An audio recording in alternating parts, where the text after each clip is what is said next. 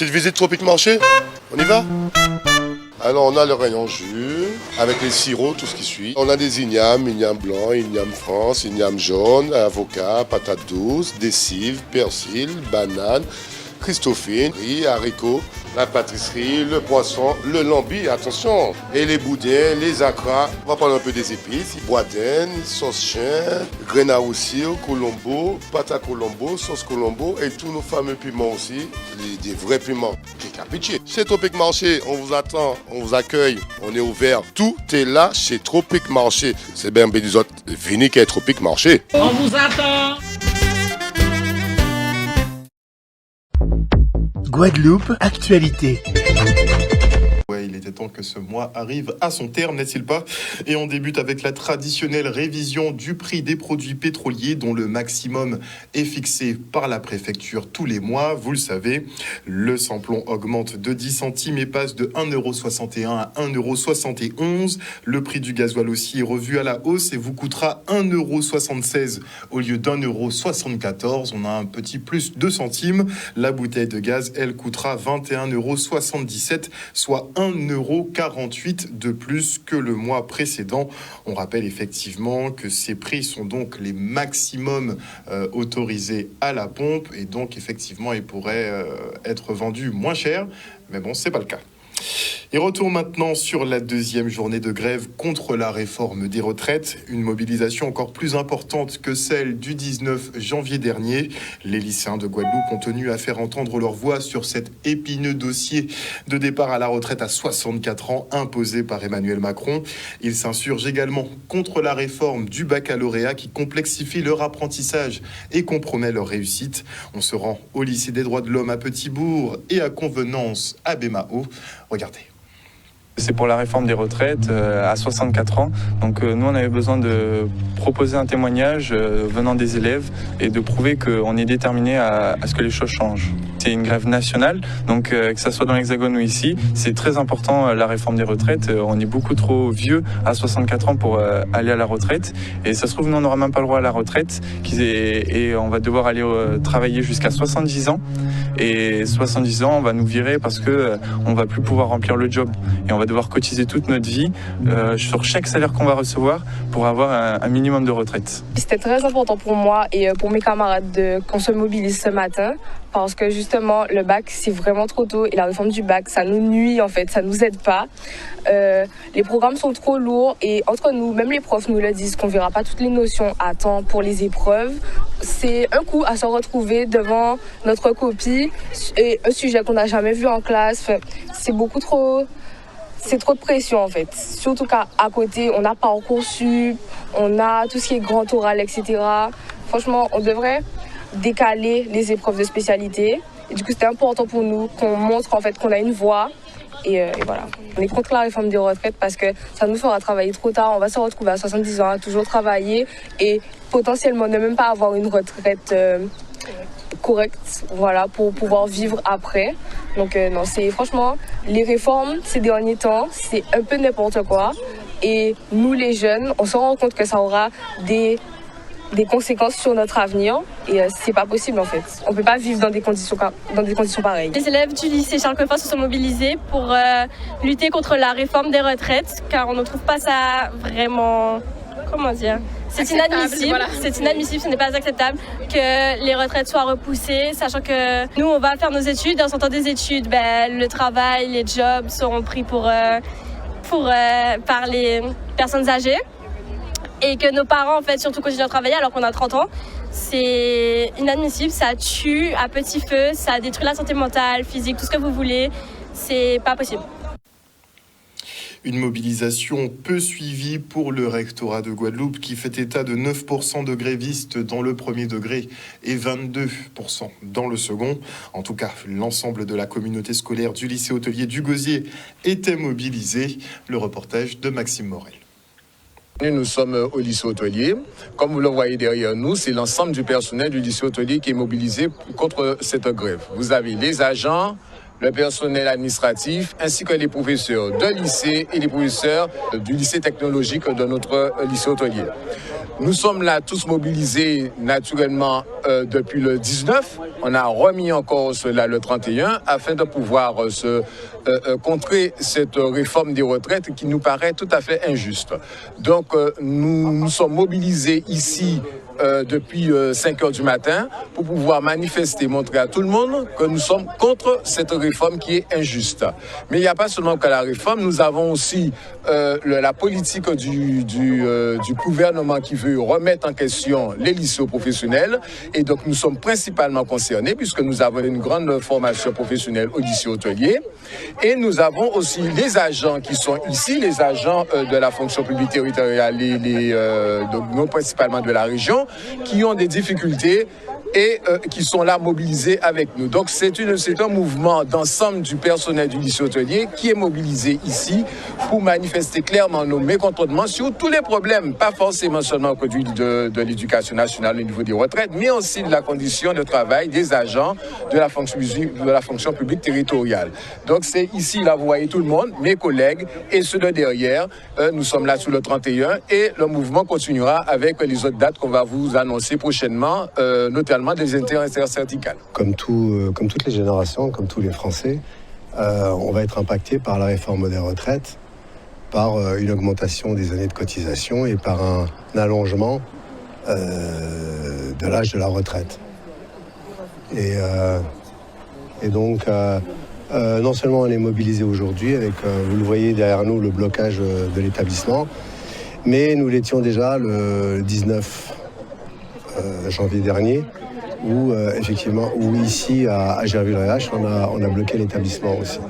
Il y a un appel aussi donc d'un certain nombre de collectifs par rapport à des problématiques locales, en particulier l'eau, l'accès à l'eau potable, le chlordécone, le 7 février prochain.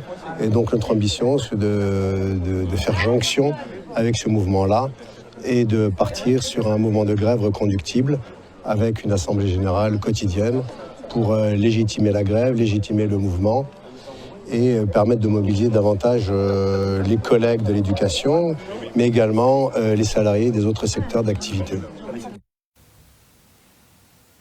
Les syndicats UNSA et CFDT, eux, tenaient une matinée d'information autour des enjeux de cette réforme des retraites. Une réforme défavorable pour les femmes, avec un nombre de trimestres inacceptable pour les syndicats. C'est sans compter l'incertitude autour des retraites complémentaires. Regardez. UNSA et la CFDT Guadeloupe, nous avons décidé de prolonger la mobilisation du 19 en proposant à nos mandants une matinée d'information sur les enjeux de la réforme. Et c'est la raison pour laquelle, vous voyez, c'est pour permettre aux collègues de mieux comprendre pourquoi nous devons nous mobiliser, nous devons continuer à nous mobiliser, d'autant qu'il y a un mouvement qui est prévu le 7 et pour qu'il y ait un maximum de personnes dans la rue ce jour-là. Tout Guadeloupéen qui est salarié sache ce qu'il va avoir comme impact, qu'il soit du droit privé ou du droit public, puisque ce n'est pas les mêmes impacts que nous avons malheureusement. Après, on va rentrer dans les détails de la réforme, parce qu'il faut savoir que cette réforme, elle n'est pas correcte déjà pour les femmes, parce qu'elle est défavorisante pour les femmes. Elle va augmenter le nombre de trimestres, puisqu'on va travailler plus de 172 trimestres. Et on ne nous parle pas de la réforme de retraite complémentaire, où il faut travailler 1 an de plus, puisqu'on ne sait pas encore qu'est-ce que la réforme de la retraite complémentaire. Donc, c'est important que tout un chacun puisse savoir et d'être informé aussi de cette possibilité que quand on est étudiant, on a la possibilité d'acheter des trimestres, qu'on a la possibilité que la retraite, ça se prépare dès l'âge de 40 ans. Il faut commencer déjà à préparer sa retraite. Le mot de l'UNSA est clair, hein? Pas un jour, pas un mois, pas un an de plus. C'est-à-dire pas de retraite à 64 ans. Pour nous, c'est non négociable, comme dit la ministre. Comme elle dit que c'est non négociable pour elle, pour nous aussi, c'est non négociable. D'accord ? Donc ça, c'est le point de départ. Et puis, nous allons, au fur et à mesure, continuer à sensibiliser les collègues. Aujourd'hui, c'est en matinée d'information, mais tous les jours, avec une équipe, nous serons sur le terrain pour informer les salariés, pour leur faire comprendre effectivement et pour leur démontrer que cette mesure est injuste et ne concerne demande des efforts qu'aux salariés pour pouvoir régler justement le problème de déficit, qu'un déficit que finalement le corps dit qu'il n'est pas si important que ça et qu'il n'y a pas d'urgence véritablement à mettre en place cette réforme. Donc nous continuons à mobiliser, nous continuons à informer pour que le 7, nous soyons massivement dans la rue. Et on rappelle tout de même que la gestion de crise Covid, c'est au bas mot 400 milliards d'euros dépensés en 2 ans. La réforme des retraites, c'est un déficit entre 2 et 10 milliards d'euros par an en fonction du scénario privilégié par le gouvernement, mais sur tous les scénarios qui ont été présentés, il n'y a aucun effectivement qui ramène à l'équilibre ou qui permet un équilibre. Donc on sera déficitaire de toute façon dans tous les cas, mais ça oscillerait effectivement entre 2 et 10 milliards d'euros par an. Un déficit qui pourrait être comblé par un ajustement des salaires des femmes au niveau de celui des hommes. Ça augmenterait donc les cotisations et puis ça renflouerait un peu les caisses. On a aussi les super riches, puisqu'il faut a priori peut-être un peu plus les taxer. Ce sont des idées qui mijotent assez du côté de la NUPES et du Parti socialiste. En tout cas, jusqu'à mercredi, la Commission des affaires sociales examine donc le projet de loi de financement rectificative de la sécurité sociale pour 2023, avec ce fameux volet sur la réforme des retraites. Un examen qui a commencé par l'étude de la suppression donc des régimes spéciaux. Vous le savez, certains, effectivement, ne pourront pas conserver leurs avantages, entre guillemets, comme les cheminots, les travailleurs d'Air France, par exemple, ou ceux de l'énergie comme EDF, puisque le gouvernement veut une suppression pure et simple des régimes spéciaux, mais pas de tous, puisque, effectivement, en commission, ça a été soulevé à plusieurs reprises hier et encore aujourd'hui, sur effectivement ceux de l'Assemblée nationale, puisque les députés visiblement vont conserver leurs régimes spéciaux. L'Opéra de Paris, par exemple, ils conserveront aussi leurs régimes spéciaux, ce qui ne fait pas plaisir, par exemple, aux salariés de la Banque de France, qui, eux, perdront aussi leurs avantages. Donc, c'est des débats qui sont déjà assez houleux, et on n'est même pas encore arrivé à l'Assemblée. Et les syndicats de Guadeloupe, eux, appellent à la grève le 7 février prochain, un mouvement unitaire. Regardez. Nous jamais mené tellement combat, mais nous avons dit là, nous descendons bas malgré les combats nous menés par rapport aux attaques qui portent contre les travailleurs malheureux. Et ça qui est important là, c'est qu'il faut nous réagir. Faut nous réagir de manière sérieuse et surtout pour nous faire en sorte de mettre ensemble pour que nous trouvions résultat à tout problème qui pose. Nous n'avons précarité, nous n'avons misère depuis terrible qui a renforcé un pays là, ça fait nous arrêter ça. Pour nous arrêter l'hémorragie, eh bien, il faut que, effectivement, nous appelions mobilisation. Le 7 février, nous allons crier tout le monde est rassemblé. Le 7 février, nous allons crier tout le monde pour répondre aux problèmes. Là, nous allons saluer la jeunesse qui mobilise là, qui a fait nous plaisir. Nous allons saluer le combat, aller camarades qui ont pris la retraite, nous allons saluer le combat à camarades des banques qui commençaient donc fauter donc fruits à donc et combat et nous allons dit en nous renforcer les combats, camarades à l'EDF, camarades à commune Ville-Zabim, camarades à des autres là qui mobilisent et nous allons dit c'est celle solution parmi d'autres. Nous avons beau vrai, nous avons beau garder celle solution qui c'est le rapport de force, c'est la mobilisation et c'est la grève générale. Ben aujourd'hui, comme vous le savez, énormément de collègues se sont mobilisés, énormément d'établissements bloqués. Pratiquement un tiers des établissements bloqués et surtout une dizaine de lycées. Aujourd'hui, les personnels ont tout simplement signifié au gouvernement qu'il est hors de question que nous puissions accepter cette réforme. Nous n'avons pas de bonnes conditions de travail. Nous sommes effectivement en train de rentrer dans le métier très tardivement, puisque la plupart des enseignants rentrent à Bac+5. Et nous savons pertinemment que pour la plupart d'entre nous, nous ne pourrons pas justement partir avec l'ensemble des annuités nous permettant d'avoir une pension complète. Il est hors de question que ce soit nous qui payons les problèmes que rencontre ce gouvernement, notamment pour financer donc, le système par répartition. Il y a d'autres façons de financer ce système par répartition et surtout nous savons aujourd'hui qu'il suffirait tout simplement de récupérer les 160 milliards donnés aux entreprises par le biais du CICE pour qu'on puisse effectivement avoir une garantie de financement du système des retraites. pour donc ce bilan pour cette journée de mobilisation. Il n'y a pas eu beaucoup de manifestations ici en Guadeloupe. Ce sont plutôt les lycéens qui se sont mobilisés. En France hexagonale, c'était tout autre chose, puisque énormément de personnes sont descendues dans les rues, mais pas de quoi faire trembler le gouvernement qui visiblement va garder le cap et faire voter cette réforme qui ouvait pas, comme on dit ici. Et Roch-Olivier Mestre, président de l'ARCOM, le régulateur de la communication audiovisuelle et numérique, est de passage en Guadeloupe. Il vient lancer le déploiement du DAB+, l'équivalent de la TNT pour la radio. Dans un contexte de saturation de la bande FM, plus besoin de posséder plusieurs fréquences pour couvrir tout l'archipel guadeloupéen. Une avancée technologique qui offre également un son numérique de meilleure qualité. On fait le point. L'ARCOM est venu aujourd'hui en Guadeloupe, demain en Martinique, pour être à l'écoute de tous les acteurs des médias locaux, pour bien entendre leurs préoccupations, leurs difficultés, parce que la situation ultramarine est particulière, on le sait. Et pour nous, ça nous permet de bien prendre la mesure des questions qui se posent, pour mieux accompagner ces acteurs. Et pour le secteur de la radio, il y a un enjeu qui est important, c'est d'engager le déploiement du DAB, ce qu'on appelle la radio numérique, qui offre aux auditeurs une meilleure qualité de son, un plus grand confort en mobilité, parce que le son vous suit, la fréquence ne grésille plus.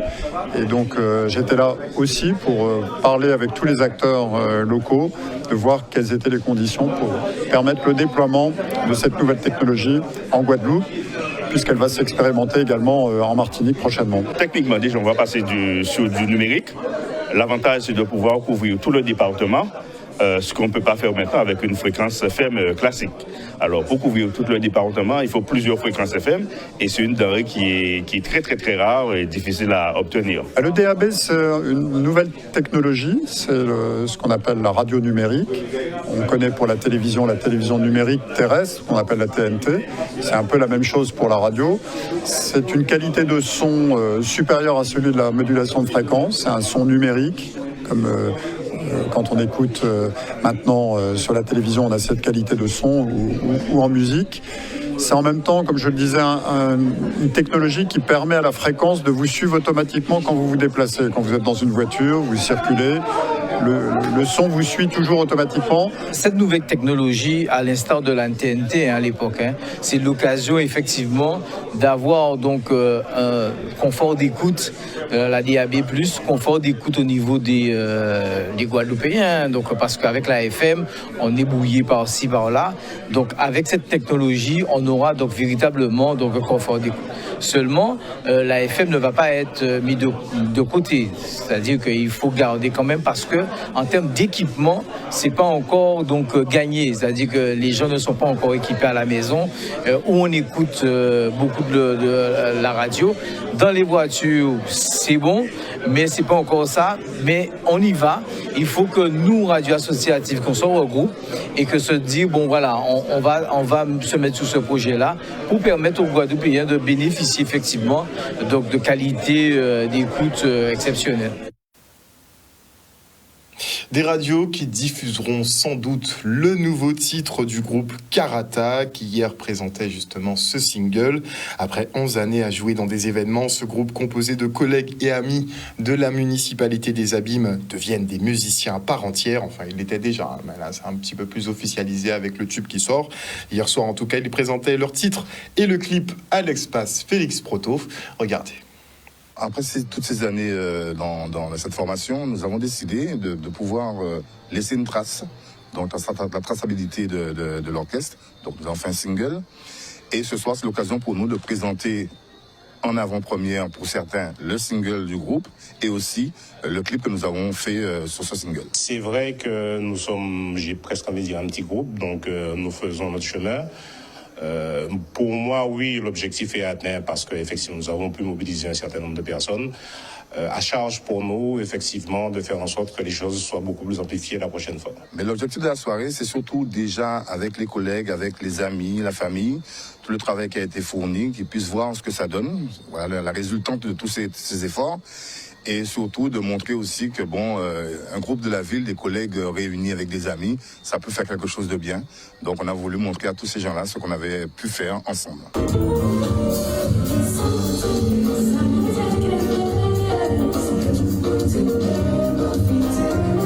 message que je pourrais leur lancer, donc déjà dans un premier temps, ça va de soi, je dirais écoutez ce qu'a produit Karata. Il y a 2 morceaux, une Begin, qui rend hommage à la richesse patrimoniale et culturelle de la ville des Abîmes, et un deuxième morceau pour mettre un petit peu d'ambiance dans les soirées. Et le message que je dirais, c'est-à-dire que le produit de notre travail, en fait, est la concrétisation d'un rêve, puisqu'à la base, beaucoup d'entre nous ne sommes pas musiciens. Donc, on peut atteindre ses rêves avec un peu de persévérance.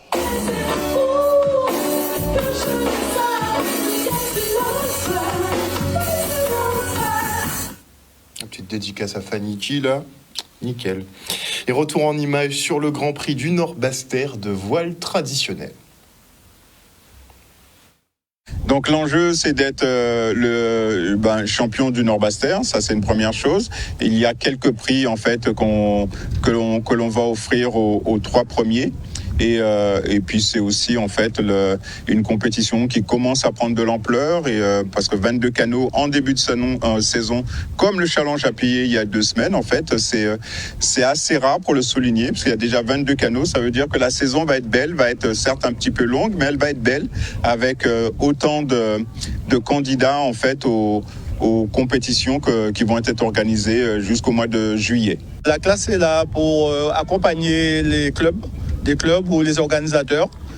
Et aujourd'hui, nous sommes avec Dotique Nord-Basse-Terre dans sa course qu'il organise chaque année. Donc nous sommes là et puis nous veillons à ce que ça se passe bien au niveau de sécurité, au niveau d'organisation. On retrouve à Sainte-Rose pour la première course du Grand Prix Nord-Basse-Terre, donc première course qui se déroule en 2 manches. Première manche qui avait bien commencé pour nous, mais malheureusement on a eu un petit imprévu, si je puis dire, à la première bouée, la bouée au vent. Petit refus de tribord et dans la manœuvre pour éviter le contact, je pousse ma barre au dernier moment, l'équipage un peu surpris. Et puis j'ai mon homme à la grande voile, mon deuxième équipier juste devant moi qui se blesse une côte. On pense qu'elle est peut-être cassée parce qu'il a carrément une bosse qui est apparue. Donc on a dû rentrer à terre, on a abandonné alors qu'on était 3e, 2e, 3e, je ne sais même plus, ça nous a un peu embêtés.